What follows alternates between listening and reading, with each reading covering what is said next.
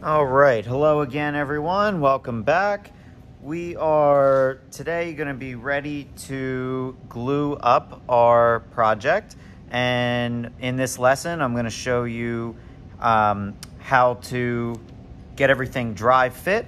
One more time, I'm going to talk about how we're going to glue this up, and I'm going to talk about how we're going to clamp it so that everything is nice and secure when it goes together and the glue dries and makes a strong connection. So let's get into it.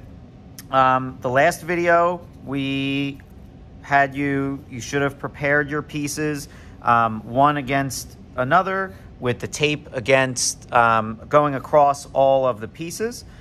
And so to get it ready to glue up, a couple other things I want to reinforce is for the poplar pieces, we want to make sure of two things when this gets permanently glued up, because this is our last chance to get it right.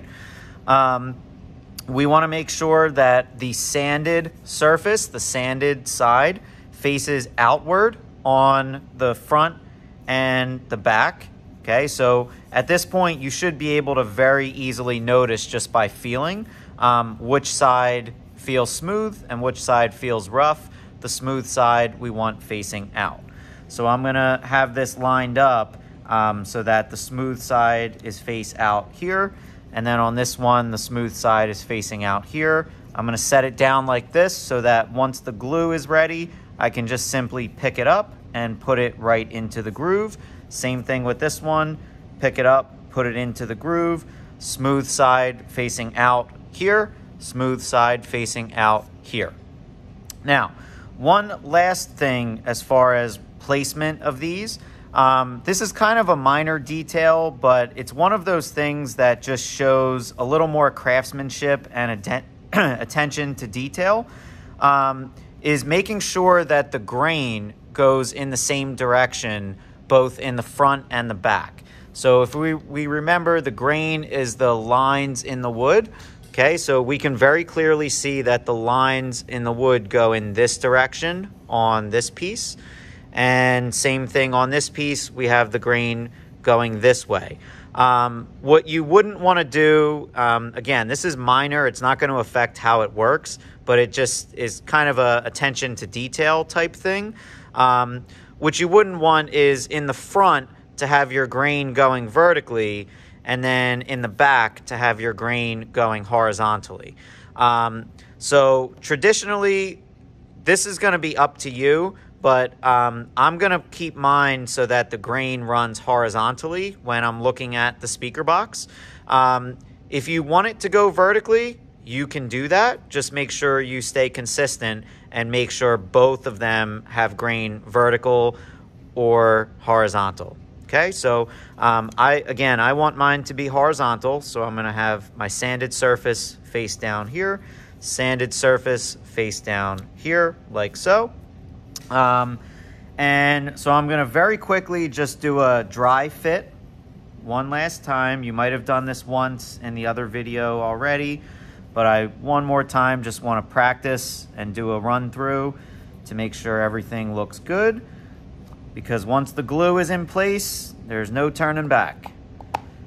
Okay, so this is how it's going to look like once the glue is on and we put it together. But at this point then, we're going to want to have our rubber band in place in the front, right here, and in the back right here. And something else that you're going to do before you put the rubber bands on is we're going to put a little piece of tape to complete the circle right here so that the joint, the seam, doesn't open up at this last corner. So we'll have tape, rubber band going over top of that. And then I'm going to show you one more trick after that to help pull in the corner if you need to. We're actually going to run tape going across the corners. And I'm actually going to get a sample to show you what that looks like. This is another example that I have. where it's run across each corner to help pull it in if you have any issues where it's kind of spreading apart and you have gaps. Okay, so more on that in a moment. So if you want to be fully prepared, it might make sense to just pre-rip some pieces of tape and just put them on the corner of your table, wherever your workspace is, just to have them ready to close this gap here. I'm going to do that now just so I'm all ready to go. Okay, so I'll move my phone a little bit. You can see that off to the corner, just hanging on the edge there. All right, so when we glue together miter corners, they can kind of be a bit of a weak seam because we're gluing end grain to end grain. So if we were to look through a microscope at the end of a piece of wood, at the end grain, what you would notice is the fibers of the wood are very similar to, the analogy I like is a handful of straws. So I have 2 handfuls of straws here that I just kind of rubber banded together. So the ends of pieces of wood are fibers like this, and imagine the holes in the straws here are the same as the makeup of end grain. Okay, so now imagine that we put glue on the end here and put glue on the end here and try to bond them together. Since there's not a lot of surface area and there's more holes than there are space, it's going to end up being a very weak seam. So mainly the reason for that is because the holes in the straws soak up the holes in the wood, soak up the glue and suck all the glue away from the surface. And then by the time you put the glued up pieces together, the glue has dried and has gone beneath the surface, and then you end up with a seam that's starving for glue. So the trick that we're going to do to help avoid that is something called glue sizing. S-I-Z-I-N-G, glue sizing. And what that is we're going to initially spread a very thin layer of glue on the mitered surfaces, okay? A very, very thin layer. And we're going to give it a minute or two for it to dry and soak in. Once that's dried, essentially what has happened is the glue will have filled the pores of the wood. And then when we put another little bit of glue on the surface, it's not going to be sucked into the holes of the wood, and we should get a nice bond when we put the two together. So without further ado, we're going to get our bottle of glue. If you have Titebond or Elmer's white glue, either one is fine. And I really want you to pay attention to how little amount of glue that I'm going to use to do the glue sizing. Okay, so I'm really going to go light on the glue here. Definitely don't squeeze it and make it ooze all over the place. Even this, I might have put a little bit too much. I'm going to go even lighter on the next seam. And I'm actually, that's why I have a paper towel here to kind of wipe some of the extra glue away. I'm going to wipe some of that off. Really, really just want a thin, thin layer. Wiping off all that extra. And while I'm doing the other corners, that's going to start to dry. We're going to see that dry up. So now I'm going to do the same. Now it's coming out kind of fast from the bottle. So I'm going to spread that around. It can be a little tricky to not have a bunch of it pour out. So really just turn the bottle over and let gravity do its thing. Don't even squeeze the bottle.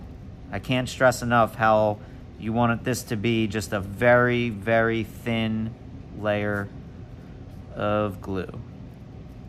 Okay, I'm gonna try and hold this up so you can see once I wipe it down, it's just a super, super thin layer, okay?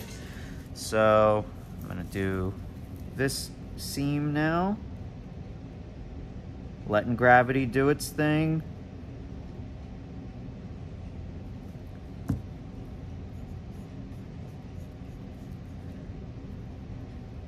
Now, if you have a brush and you want to brush the glue on, you can definitely do that.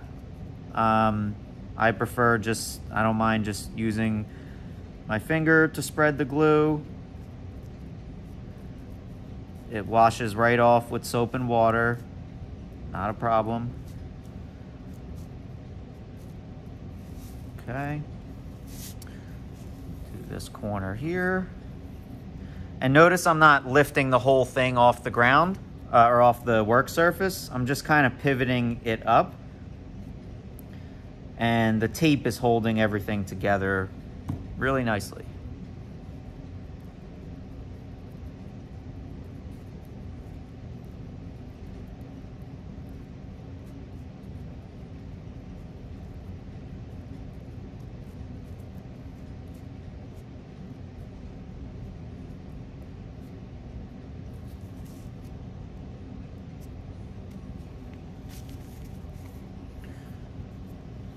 Last corner.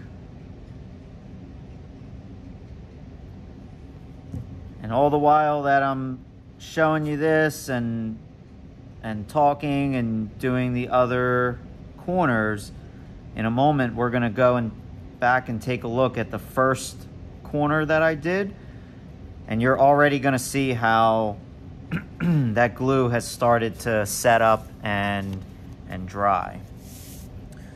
So going back now that I did all of the surfaces, I went all the way across, did every matching surface.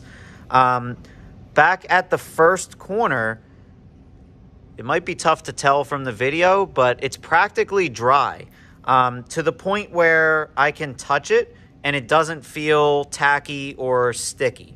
That's what I want. So now at that point, I know that, going back to our straw analogy, the holes are filled and that piece is ready to be put together. But I want to wait just a little bit more until, like, these are the last ones I did are still feeling just a little bit tacky. So I'm going to let it sit just a little bit longer. And while we're doing that, I have my dry paper towel here. Something else that you want to get is a damp paper towel. So I'm going to do that right now. I'm going to get a paper towel. I'm going to wet it completely underwater, and then I'm just going to wring it out. And that's going to be used, once we put this together and clamp it, that's going to be used to wipe up the glue that squeezes out.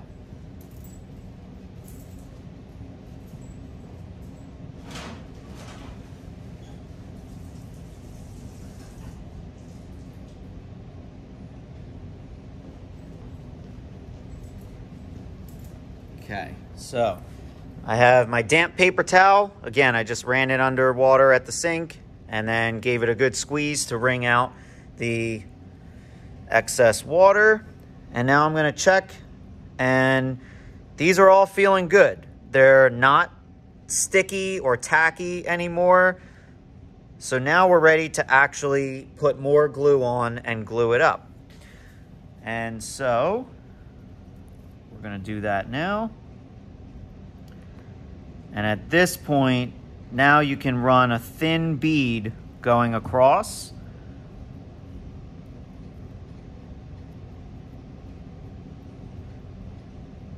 Here's where you can be a little bit more liberal with the glue. You don't want to glob it on still, but you notice I'm putting a much more healthy layer on there than I did before. And that's what we're going to want to do for all of the other corners. So now I also want you to notice that we are not putting any glue in the grooves where the poplar pieces are going to sit. And there's a reason for that. Number one, it's not necessary because once this is put together, those pieces are going to be trapped inside those grooves and they're going to have nowhere to go. So that's one reason. But another reason we don't glue inside the groove is because these pieces of wood over time, when it gets hot in the summer and cold in the winter, when it gets hot in the summer, the wood is going to swell up a little bit because it's going to retain moisture and it's going to expand.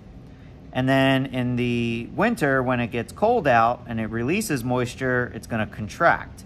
And so if it is glued in place and it's frozen, when the wood goes to move and it is locked in place because of the glue, what's going to happen is those pieces are going to crack. The poplar pieces are going to crack because they're trying to move and they're being held in place by the glue. So we don't want any glue inside that groove. Just going to float in there. So I'm going to get glue on this last corner and then we're going to put it together.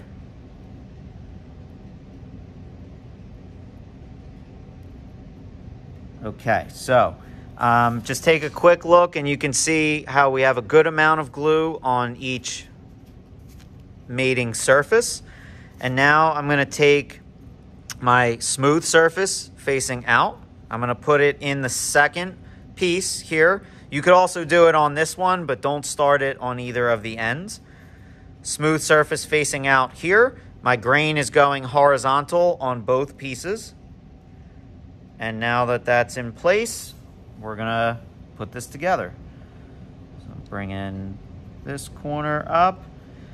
Now, you should start to see some glue squeezing out. If you can see in that bottom corner, I got a good amount of glue squeezing out. That's exactly what I want.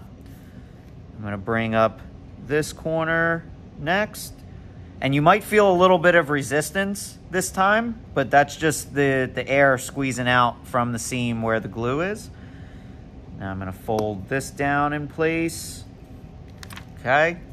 And at this point, at your corners, you should see some glue squeezing out, and that's what you want. That's a good thing. Okay. Some of it you're not going to see because it's going to be covered by the tape, but the first thing I want to do now is press this corner nice and tight together, and I want to line it up this way as well, because if you notice, if I push one way, how the point of the miter is sticking out going this way. So I want to pull that down like this, and then I want to get my tape, and this is where it's good to have it ready to go. I'll put that in place right here, and then I'm going to pull it to where I want it. Notice that my corner, I got it right where I want it, and then I'm going to pull down on the tape to keep that in place and just press it so that it seats where you want it. Okay, that corner is good. And then in the back corner here, see how I have a little bit of a gap? But if I squeeze it together, it closes that gap. If you have someone at home that can help you and assist you doing this, that would be even better. But if you don't, you can manage doing this by yourself. It's just a little bit more tricky. I want to show this to you doing it by yourself in case you're at home by yourself. All right, so that is pulled nice and tightly in place. Okay, so here's where you want to just check your corners and make sure they're looking like they're pulled together. And they do. You can even wipe away some of the glue to get a closer look at how it's coming together. So here's where we're going to add some reinforcement. We're going to get our rubber band. I'm going to put one in the front.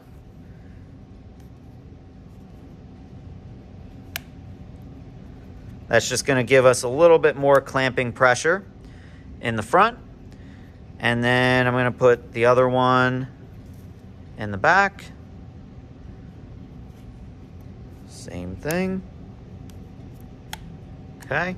Now, at this point, if your corners look good and they're together and they're nice and tight, you can leave it be. But if you see that you have any gaps, like if you look at this one, let me try and get it positioned right.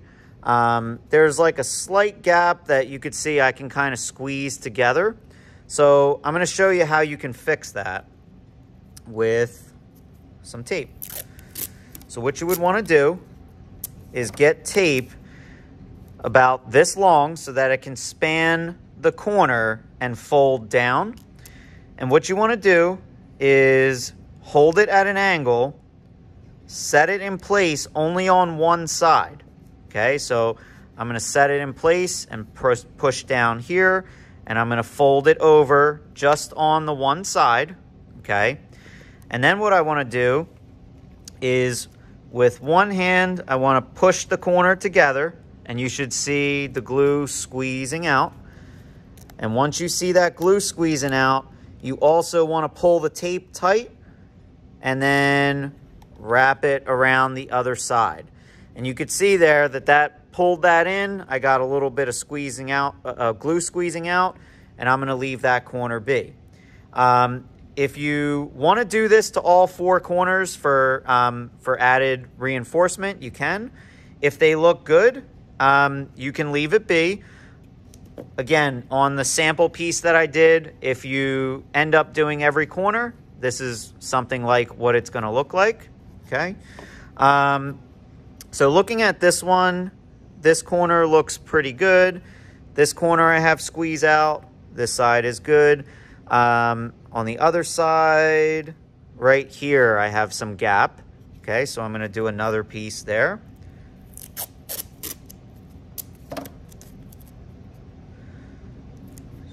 Get this ready on this side. I'm going to squeeze that tight so that closes up. Pull. And now that tape is keeping that nice and solid in place. And another thing you want to look at is when you do that, check on the opposite side to make sure it doesn't spread the other side apart. It kind of did that a little bit over here. So you might end up chasing your tail a little bit on this step, but that's okay. Now's the time that you want to fix those things, because once this glue dries, you don't have another chance to do this. Okay, so these four corners look good. I'm going to turn it around to the other side. Everything still looks good here.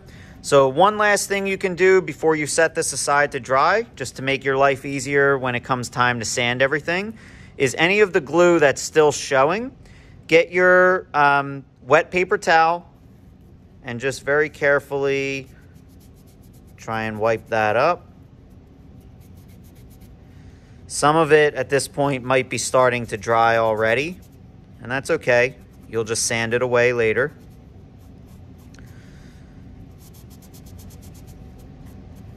Okay, and at that point, you can set it aside to let dry, and that's what it's going to look like when it's glued up. I'll ask you, once it's glued up, to please take a picture of how it looks after it's glued up. One overall picture would be good if you kind of took it from an angle so I can see your tape set up and your rubber bands set up. And then I'm going to also ask for a more close-up picture so that I can see that your mitered corners came together well. And once you send those two pictures with your portfolio, you're going to answer your other questions about anything that you struggled with, and that will be the end of this assignment. All right, so thanks for watching, and as always, if you have questions, I can help you out during class. Feel free to let me know. All right, thanks for watching. I will see you on the next video, everyone.